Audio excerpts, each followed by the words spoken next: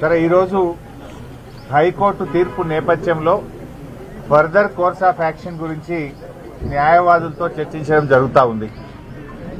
ఈరోజు రాష్ట్ర ప్రజలకు తెలుసు, అందరికి కూడా తెలుసు, రేవంత్ రెడ్డి గారి ప్రభుత్వం కేవలం డైవర్షన్ పాలిటిక్స్ లో భాగంగా కేటీఆర్ గారి పైన ఈ అక్రమ కేసు నమోదు చేయడం జరిగింది. ముఖ్యంగా రైతు బంధు విషయంలో వానాకాలం రైతు బంధు ఎగ్గొట్టి యాసంగి పంటకు కూడా చెప్పిన 15,000 కాకుండా కేవలం 6,000 రూపాయలు ఇస్తామని చెప్పి ప్రజల్లో తీవ్రమైన వ్యతిరేకతను ప్రభుత్వం ఎదుర్కొంటా ఉంది.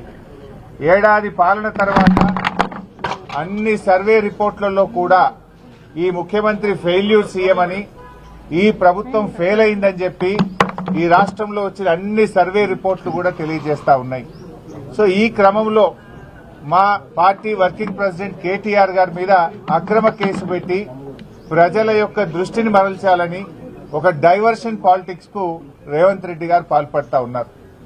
మాకు తెలుసు రేవంత్ రెడ్డి గారు ఇలాంటి ఇంకా అక్రమ కేసులు చాలా పెడతారని, ఇంకా మాలాంటి చాలా మంది నాయకుల మీద కూడా ఇలాంటి అక్రమ కేసులు ఆయన పెడతాడని. వీటన్నిటినీ ఎదుర్కోవడానికి మేము సిద్దంగా ఉన్నాం. మాకు తెలంగాణ ప్రజలు ముఖ్యం, ఈ రాష్ట్రం ముఖ్యం. ఎన్నో పోరాటాలతోని త్యాగాలతోని తెలంగాణ తెచ్చుకున్నాం.